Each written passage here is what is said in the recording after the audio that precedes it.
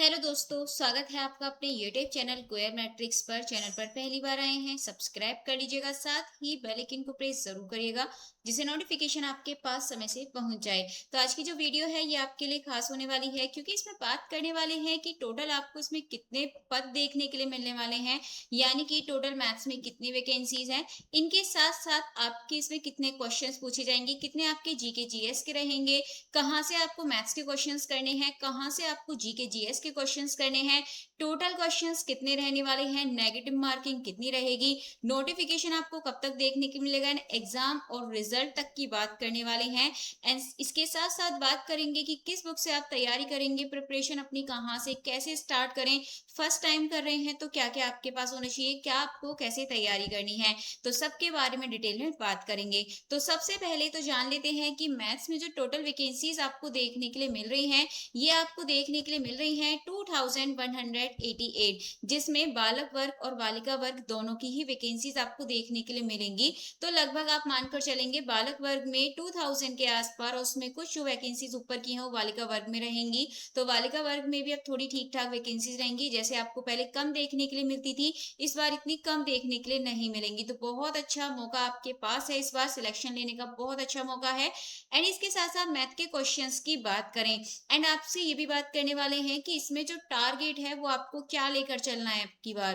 ठीक है, क्या टारगेट लेकर आपको चलना होगा। मैथ्स के क्वेश्चंस की बात करें तो 90 आपको मैथ्स के क्वेश्चंस देखने के लिए मिलेंगे।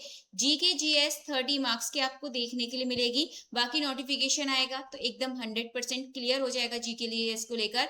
एंड इससे अलग टोटल क्वेश्चंस की बात करें तो 120 टोटल क्वेश्चंस आपसे पूछे जाएंगे। नेगेटिव मार्किंग की बात करें तो 1/3 की नेगेटिव मार्किंग भी इस बार ऐड की जा रही है। इससे पहले कभी भी आपको नेगेटिव मार्किंग देखने के लिए नहीं मिलती थी, बस इस बार आपको 1/3 की नेगेटिव मार्किंग देखने के लिए मिलेगी, जो कि यहाँ पर थोड़ी सी मुश्किल है, क्योंकि अगर आपके 3 क्वेश्चन गलत हो जाते हैं तो 1 मार्क्स आपका कट जाएगा। यानी कि आपके अगर 3 क्वेश्चंस गलत हो जाते हैं तो एक सही वाला क्वेश्चन भी गलत हो जाएगा जो आपने सही किया है। नोटिफिकेशन की बात करें तो अगस्त तक आपको नोटिफिकेशन, यानी कि अगस्त के अंदर ही कुछ ही दिन में आपको नोटिफिकेशन देखने के लिए मिल जाएगा। जैसा कि पहले वीक की बात हो रही थी, तो ये आपको कल से हो सकता है कि सैटरडे तक, इस वाले सैटरडे तक आपको नोटिफिकेशन देखने के लिए मिल जाए। अच्छा, इसके एग्जाम की बात करें तो बात की गई है जो रिजल्ट है ना वो आपका दिसंबर तक आ जाना चाहिए, यानी कि दिसंबर 2026 तक रिजल्ट भी आ जाना चाहिए। तो इसका मतलब ये है, जहां तक उम्मीद है, आपका जो एग्जाम है नवंबर 2026 में कंडक्ट करा लिया जाएगा, नवंबर लास्ट तक, या फिर ज्यादा से ज्यादा आपका दिसंबर की स्टार्टिंग तक भी जा सकता है। लेकिन पॉसिबिलिटी ज्यादा यही हो जाएंगी, जब रिजल्ट आपका दिसंबर 2026 में बोला है तो एग्जाम जो होगा वो आपका नवंबर में होगा। तो पॉसिबिलिटी तो यही ज्यादा है, बस आपको अपनी तैयारी शुरू करनी है, क्योंकि पास में आपके ज्यादा टाइम नहीं बचा है। अब अगस्त, सितंबर, अक्टूबर, नवंबर, 4 महीने टोटल आपके पास बचे हुए हैं। ये 4 मंथ है जिसमें आपको अपनी प्रिपरेशन अच्छे से करनी है। ये सिर्फ और सिर्फ 4 मंथ्स डिसाइड कर देंगे कि आपका सिलेक्शन होगा या नहीं होगा। तो इसमें आपको बहुत अच्छे से अपना टारगेट बनाकर चलना होगा, और एक आपको एक ऐसी स्ट्रेटेजी अपनानी है जिसमें आप कम महीने के अंदर अंदर ज्यादा से ज्यादा पढ़ सकें। ठीक है, तो बुक्स की यदि बात करें तो बुक्स तो आपकी 2 ही होती हैं, लेकिन उससे पहले 9 to 12 की जो आपकी एनसीईआरटी है उनको आप करें, क्योंकि आपने इसका लेवल देखा है कि जब भी आपसे क्वेश्चन पूछे जाते हैं, खैर इस वाले लेवल को तो आप छोड़ ही दीजिए, ऐसा लेवल आपको नहीं देखने के लिए मिलेगा। और बाई चांस मिल भी जाए तो इस बार आपको दोनों तरीके से तैयारी करनी होगी, यानी कि बेसिक भी पढ़ना और साथ में स्टैंडर्ड भी।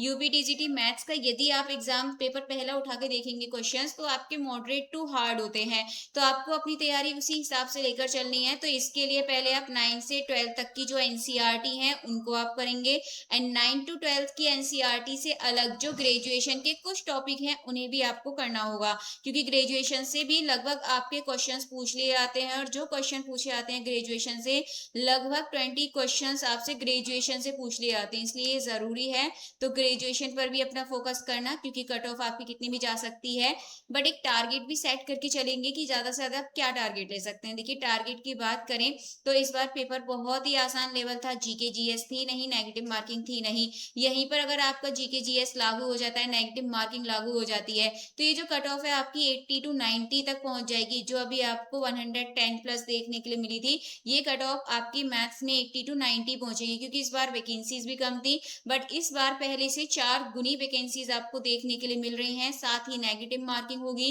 एंड साथ ही जीके जीएस आपसे पूछी जाएगी, और जो लेवल था वो भी अलग रह सकता है। तो बहुत सारे फैक्टर हैं जो कि कट ऑफ को भी यहाँ पर बदलेंगे, यानी कि आपको टारगेट अपना 90 सेट करना है, यानी कि 90 प्लस आपके होने चाहिए। यानी कि टारगेट ये है कि जब आप मॉक टेस्ट लगाएं तो उसमें आपका 90 प्लस स्कोर आना चाहिए।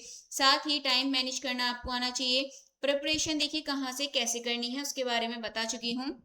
9 से 12 तक की जो एनसीईआरटी बुक्स है ना, उनको आप पहले करिएगा। एनसीईआरटी बहुत ज्यादा जरूरी है, तो 9 से 12 तक की जो बुक्स है एनसीईआरटी, उनको आप पढ़ लीजिएगा। एंड 9 10 एंड जो आपकी 9 10th की आर डी शर्मा की बुक है उनको आप कर लीजिएगा।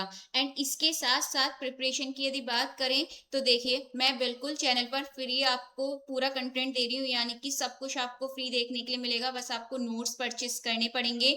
तो यहाँ से आप प्रिपरेशन कर सकते हैं। प्लेलिस्ट बनी हुई है, टॉपिक वाइज आपको मिल जाएगी प्लेलिस्ट बनी हुई स्टार्टिंग से। अभी तक टोटल आपकी 35 क्लासेस हो चुकी हैं, और मेन आपकी जो पूरी क्लासेस रहेंगी वो लगभग 100 क्लासेस तो आपकी जाएंगी। उससे अलग आपकी 50-50 क्वेश्चंस की प्रैक्टिस भी चलने वाली है। तो इसीलिए आप अपना पूरा फोकस यहाँ पर लगा दें अपना एग्जाम क्रैक करने पर, यानी कि पूरा टारगेट अपना सेट कर लें। डेली के आप 4 से 5 घंटे डेली आप करना स्टार्ट करें स्टडी। देखिए बहुत ज्यादा पढ़ने से भी कुछ नहीं होता है कि आप सोचिए 9 to 10 आवर्स आप पढ़ें, इसकी भी जरूरत नहीं है। अगर आप 5 से 6 घंटे भी डेली का आप पढ़ेंगे, प्रैक्टिस करेंगे, तो उससे आप देखेंगे कि बहुत ज्यादा फायदा आपको मिलेगा। सबसे ज्यादा जरूरी क्या है? प्रैक्टिस। प्रैक्टिस ही आपको परफेक्ट बनाता है। बाकी देखिए नोट्स आपको परचेस करने पड़ेंगे, अभी अवेलेबल नहीं है, जैसे ही हो जाएंगे मैं आपको इन्फॉर्म कर दूंगी। बट उससे अलग 400 प्लस पॉइंट वाली जो पीडीएफ है वो अवेलेबल है। एंड मैंने DSSB के लिए जो नोट्स रेडी करे थे उसमें आपको ग्रेजुएशन वाला पोर्शन मिलेगा, यानी कि आप उसमें से रियल एनालिसिस के परचेस कर सकते हैं। बट ये उनके लिए जो सिर्फ इंग्लिश में पढ़ते हैं, रियल एनालिसिस कर सकते हैं। और रियल एनालिसिस के साथ साथ दूसरा हो गया आपका ग्रुप थ्योरी। तो group theory and real analysis वो आपके काम के हैं, उसमें तो आप उसको देख सकते हैं, क्योंकि आपका ग्रेजुएशन का इसमें सिलेबस हो जाएगा। बाकी जो भी रहेगा मैं आपको 9 10 11 12 ग्रेजुएशन सब कुछ कराने वाली हूँ। प्लेलिस्ट बनी हुई है, आप उसको देख लीजिएगा। और कोई भी कैसा भी डाउट रहता है तो कमेंट सेक्शन में बता दीजिएगा। मिलेंगे हमारे कल की क्लास में, यानी कि डेली जो लाइव क्लास चलती है वो 8 बजे की टाइमिंग रहती है। टोटल आपके 30 क्वेश्चंस लगभग कराए जाते हैं, कभी कभी आपके 50 क्वेश्चंस भी कराए जाते हैं। तो डेली आपकी क्लासेस चलती हैं जिन्हें आपको ज्वाइन करना है। और आज संडे है तो मुझे आपको यही इन्फॉर्मेशन देनी थी। कल से आपकी क्लास मंडे से फिर से कंटिन्यू स्टार्ट हो जाएंगी। अभी आप देखेंगे तो मैंने काफी सारे टॉपिक आपको करा दिए हैं, तो उनको आप जरूर देख लीजिएगा। बाकी कल की लाइव में मिलेंगे, तब तक आप अपनी तैयारी अच्छे से करते रहिए।